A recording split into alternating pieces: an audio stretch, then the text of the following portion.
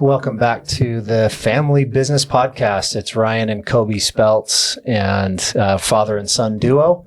We are entrepreneurs. We have a couple businesses, and just for background's sake, I think we should cover that. So my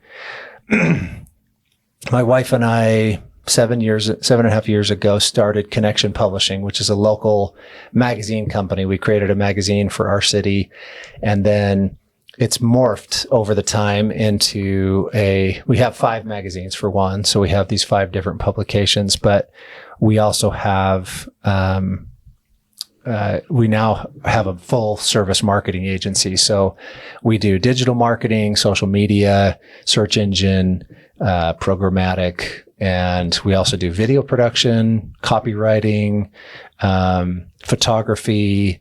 I even work as a fractional CMO for people, so I can, help them with strategy and help them come up with stuff. So that's our oldest business. We started that 7.5 years ago. Yep. And then about 2.5 years ago, Kobe was out selling pest control door to door in Florida and Alabama. Yep. And he was doing really good. So I called him and I was like, hey, what's your plan? Are you going to do this again? And he said, probably. And I said, well, I came across this business idea, a franchise that we could buy, but I don't have time to run it. Yeah. I would need you to come be the general manager, and you're doing really good with door to door. So what do you think? And he looked into it. We partnered up. So I paid for the franchise, and then Kobe runs it. He's the general manager. And we're 50-50 owners. So he owns half of it and takes that on as his full responsibility. We've added to that with some additional products, which we can talk about. And then I also own Ryan Speltz Company, which is like a consulting and training company. So I do marketing training, and I do some consulting and speaking through that brand. And then as part of our magazines, we've had recipes in them for the last 7 years, hundreds of them, probably a couple hundred.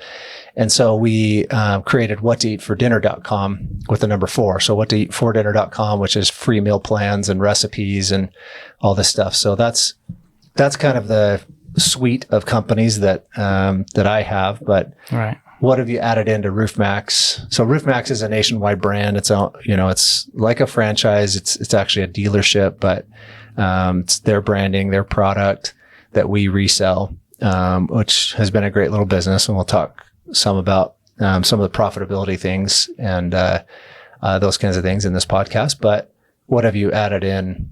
What are your new products and services? Yeah, so the main thing that we started doing this year, partly just because of last winter being so big and crazy, I think everybody was kind of scared this year. And so our customers started asking us for heat cable, just because it's Utah. We get a lot of, snow and ice sitting up on the roof. And then we've seen a lot of damage in people's gutters this year just because of that ice buildup in the gutters. It's super heavy. And so had a handful of people ask me about it, and then also asking me if I could repair their heat cable systems that had been, broken and stuff, which is a pain in the butt. But I was like, you know what, maybe I should just try and start doing it. And so we've done a handful of jobs now.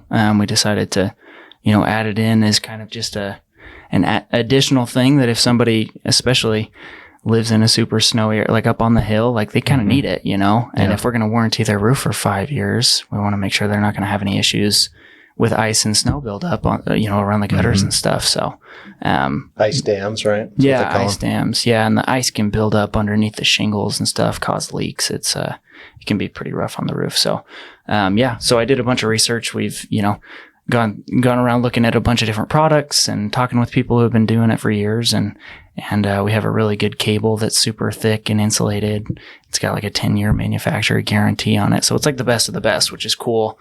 And then it's not super tricky to install. It's pretty hard to do the math and stuff on it. Kind of takes a while. It seems super simple, but you got to like do all the calculations. And I have like notes on my iPad where I just list everything out. It's kind of a you've made some mistakes too, and I've made some mistakes, and then wasn't profitable enough on certain jobs, and it was it's been a learning process, but it's been fun, and it's kind of a cool thing. Spraying roofs is simple and easy. That's what RoofMaxx is. We spray a bio oil on the shingles. And so it doesn't take super long. The longest thing is just like all the little, like, minor repairs and things that we do while we're up there. Yeah. But the spraying part usually takes about 20 or 30 minutes. And then it soaks in like an hour, and then they're good for 5 years. Yeah. So it's not super difficult. It's kind of an interesting transition, and I wanted to try something new, Yeah. I was like, I think I could do this. And so we It's a started little more complex than... It's been a little more complex than I originally thought, but it's... One thing that you good. did that I think is pretty cool, though, is you called the competitors, like the bigger companies doing heat cable around here. I think a lot of people would shy away from that, but you just called them and said, hey, I'm thinking about getting into this. What do you think? And you got mixed results from that. I did, yeah. But it was good, though, and it opened my eyes to a lot of things. And I was honestly super nervous about it. Like, it kind of freaked me out. I'm like, gosh, these guys own like multi-million-dollar companies doing heat cable, and I'm like a 22-year-old kid, just trying to figure it out. And so it was kind of cool, though. Some people don't want to, tell you their secrets and stuff, and that's not our style. We like to just talk about everything, and just share it and with whoever wants to hear it, or whatever. So I think it's kind of cool. But talking with those guys, I realized like I'm kind of in over my head on some of it. And so it was good, you know, and so just realized I need to either figure it out more or just keep finding people that know more about it than me and just keep picking their brain about it, So yeah, that's awesome. Yeah. I like that you did that. That was a cool move, and something I've definitely done before and said, hey, how do you do this? Right. And it's surprising. Most people are willing to share. Most people just tell you. Yeah. Unless they feel threatened. Yeah. That's the good thing that I have, though, is like a 22-year-old kid. They're like, oh, this guy's probably not going to come like kick me out or, out of the marketplace or whatever, So, cool. But yeah, it is kind of interesting. Some people, it's rare, but some people like don't want to tell you anything. They're like, get out of here, Yeah. Don't even want to talk to you. That's cool. But. Well, and then what else? What else have you added in? I mean, we're full service roofers now, so we pretty much just sub it out to a couple roofers. We don't have like our own crews or anything. I think eventually we can get to that point, but the way it's set up now is just that it's on the roofer's insurance is covering it, because we can't afford the roofer's insurance. It's super expensive. And we kind of have like a special classification where we aren't technically roofers, and it's easy for us because it's just me on the roofs. And so we don't have to pay workers' comp and all that stuff for the guys being up on the roof. So it just made more sense for us this year to have some other roofers that we have. I built a really good relationship with Bowen. He's a roofer in my B&I group. He owns Authority Roofing, and I send pretty much everything to him just because I trust him a lot. And he gives people the best prices. He does, but we also have a couple other roofers that I'll throw roofs to every once in a while. But with him, it's been nice to be able to just offer our customers full service roof, their full service roofing needs, because it's pretty much anything too. That's not just for asphalt shingles like RoofMaxx is. They can do flat roofing. They can do everything, metal roofing. So it's been kind of cool. I think it's cool too, is that he's priced well. He's not like super high priced, and he pays you a commission. So we make a little revenue from it. And then that's it. I mean, it makes it easy. Yeah. And he's just awesome. He has his own podcast. Shout out to Bowen. He's awesome. Bowen Giants. He has his own podcast on Spotify. It's called 30 Minute Business, I think. Cool. But yeah, I've listened to a bunch of his stuff, and he's mentored me on a couple of things. He's a cool guy. So he's a really, really smart business owner, super smart with his money and how he structures his business so that he doesn't have to, try and compete with the super high priced roofers in the area. He can stay really low and still give you a super premium product, and they're super fast. I don't know. He's awesome. Kind of cool. He's a no debt guy. Always has no debt, and just keeps his prices low because of that. Yep. Yeah, Smart. He's awesome. Well, let's talk about that. We were trying to decide what we wanted our topic to be today, but let's talk about profitability, because you've just gone through all of that. Yeah. And we made some changes this year with RoofMaxx and started having to charge a little more, primarily because we realized we weren't profitable because we thought, we're profitable because of this. But when you really dig into the numbers, it shows you some different things. So talk about that a little bit.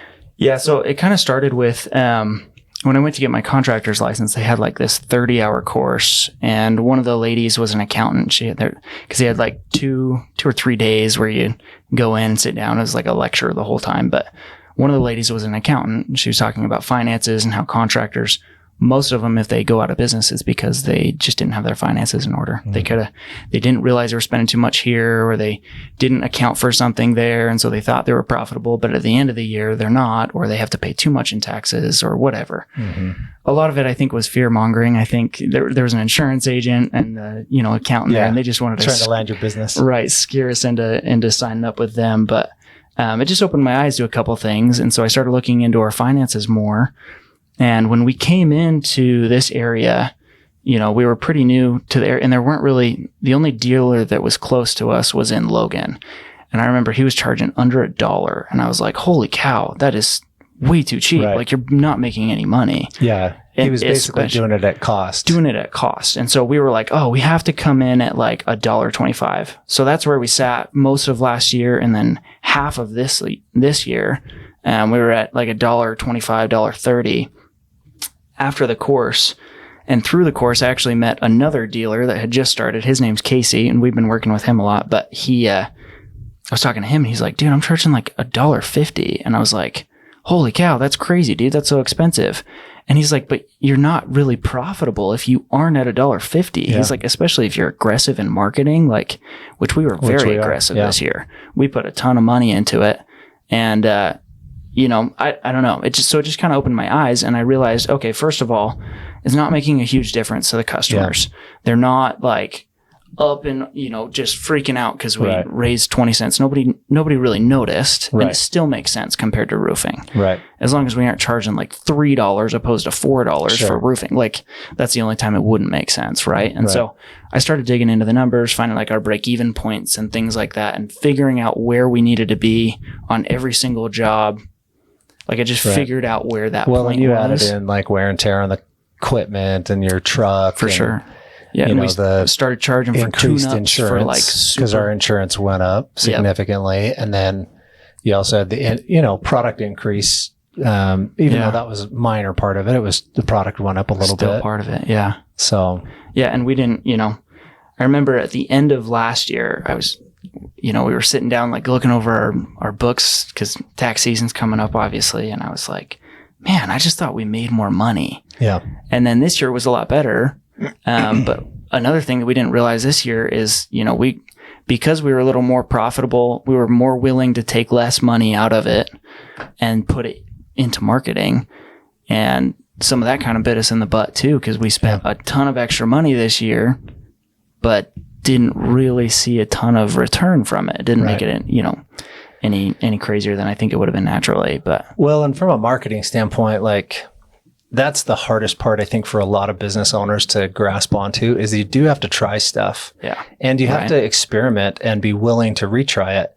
There was a study by LinkedIn that was just recently released where they talked about companies who only do lead generation or direct response marketing versus companies that also do branding, brand awareness, branding type campaigns.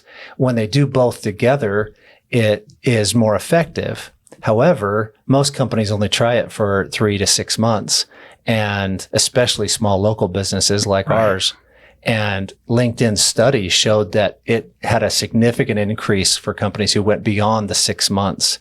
And I mean, I sell marketing, so I want people to do it forever, right? Yeah, but for sure. But it's hard for a business because they're like, oh man, Right. And by branding, you mean like putting stuff out there that isn't like, hey, buy this now. Hey, you need this now. Because Coca-Cola, I love the Coca-Cola example. Mm-hmm. Coca-Cola doesn't put stuff out on Facebook saying, hey, buy a Coke right now. They put their name in on the side of every, park bench. They put it on, McDonald's is like Coca-Cola. They put, big billboards. They co-market together. It doesn't say, hey, 50% off on your next Coke. They don't care about your next Coke. They want you to just show up to McDonald's and be like, oh crap, I don't know what to get. Just give me a Coke. Because that's the top of mind thing that's in your head. So I don't know. Kind of cool though. But yeah, that matters better long term, right? Right. So branding is the ability for people to know who you are and what you do. Yeah. And I think for RoofMaxx, it's really important because RoofMaxx is a brand that is newish to the market. It's only been in Utah for a couple of years. Well, in our part, right? They've been in Logan for a little bit longer. And there was a dealer here at one point, but had some health issues and was not able to continue going. So it never really got established in the Ogden, Weber County area. So when we advertised in my magazines. Those are great for branding. They get direct response too, but it's that explanation. Here's what we do. We did some YouTube videos this year. Didn't get a response out of that, but we also started really late in the season, and we got to try different videos. Facebook works good for us. Facebook can have both a branding and a, kind of a mix of what it does direct response. We get good direct response out of that. Of course, Google is direct response because that's somebody who's actively searching for you. We do a little bit of money on Google because our branding isn't as big as it should be. Not that many people search for RoofMaxx, There is a search volume, but it's not tremendous. So at least not yet. Yep. A lot more people search for roofing. For sure. Yeah. Which is okay now that we have roofing capability, but that's, which has been interesting too, because we've received a lot more phone calls for roofing stuff this year. Right. And sometimes it's like out of my scope, and I'm like, I don't know if I should. We don't do that. I'll just send you to somebody else. But it's been kind of interesting how I think it's the SEO that's sending those people to us. They're searching something up, and then somehow we come up as an option. They probably have to dig a little. I do some paid Google ads. I don't know if you knew that, but I don't spend a lot of money, a couple $100 a month on it. So it's not a whole lot, but yeah. So I think we've been willing to test. We did some direct mail and basically paid for the campaign. Didn't make any money on that. Really expensive way to just pay for itself, but it was experimental. But I also think there's still an opportunity there. I think if we tone down how much we're spending on it and just spread it out a little more, I think it'd be better. But with that, I feel like it's a long-term thing. You got to be able to do it for like 6 months. So you have to plan accordingly. You don't want to just dump a bunch of money into, let's send as many flyers out right now, because it takes a while. It's got to hit their door. I don't know, probably it's the same. Isn't the number for print, the impressions, 7 to 9 times on print? So and something like 45 for digital. The numbers changed over time. The old adage for marketing was 7 impressions would get a result. It's still probably true in some cases, but nowadays they say you need 30 to 40 impressions across all of your channels. So everything. That'd be digital, print, all of that. But makes sense. I know that I've done a lot of direct mail campaigns.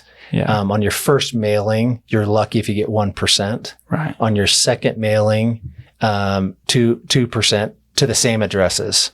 And then on your third mailing, you really see an increase. And we only did 2 mailings because we ran out of season. We did towards the end of the summer. Didn't make any sense to put more out, but I'm excited to try it a little bit more next year and tweak the flyers, tweak everything, And you were talking down a little bit, do smaller chunks, but then resend them more quickly, and I think that'll be good. Yeah. I'm excited to try some. We'll have to try some super ugly ones, because you keep talking about how the ugly ads work really good because it just catches people's eyes. We'll have to make them. So ugly ads, just for listeners, they're basically ads that just look terrible. They make your eyes bleed, is what we always say. But sometimes those respond the best. It's so crazy. And you just have to test it. Right. It's different than all the perfect stuff that just looks I don't know. It's kind of interesting. It makes sense though, if you think about it. We've tested it on Facebook with a couple advertisers, and we'll take, the perfectly, designed beautiful graphics and everything on it. Yeah. And I've got a lot of graphic designers, so we can make stuff gorgeous, right? So we make the gorgeous ad, and then we'll take the logo with a white background and overlay it over a picture and just put some words on there, and that one will do better. And we're like, what the crap? Looks like a high school presentation, like a slideshow, just slap a picture on there and a title, and it works. It's so funny, but sometimes the ugly ads win. It just grabs people's eyes, I guess. We have a furniture store that'll advertise with us that's local here, Utah Furniture Direct, and great prices on furniture. And they're just moving locations down to Riverdale and got a way bigger store, which is cool.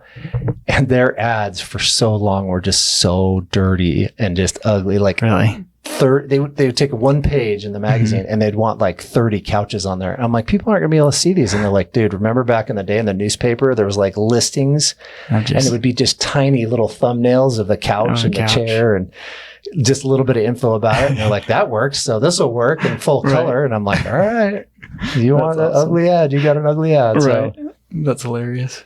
but yeah, it's funny. Works. So, well, cool. I'm excited for this year too. And, it'll be fun to talk through things on the podcast here and just, talk about what we are trying and experimenting with. I think we spent $10,000 on the mailers.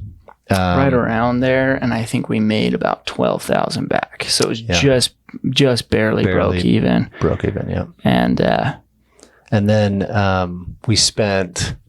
we only spent a few hundred on YouTube. That'll be good to get started again in the spring. Yeah, I think that'll need to be definitely a long-term thing where we just kind of trickle those out slowly over time and just make sure it's super steady going to people. And as they build more traction and stuff, and then just trying new videos and stuff too. Cause it's like, you got to try a handful until you get one that hits. Until you get one that's like, oh, this works for whatever reason. The way you worded this is catching people's ear. Cause those YouTube ads are so annoying. Like I always skip them, you know?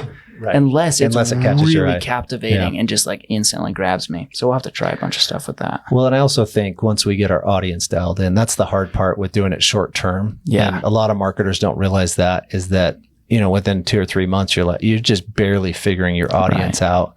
And we've put pixels now on the website. We're driving traffic there. So once we have that audience data, then we can go in and match it in Facebook and YouTube and get that audience data to say, okay, here's who's responding well. Now let's show it to more people like that. Yeah. So I think we need that for sure. It'll help a ton.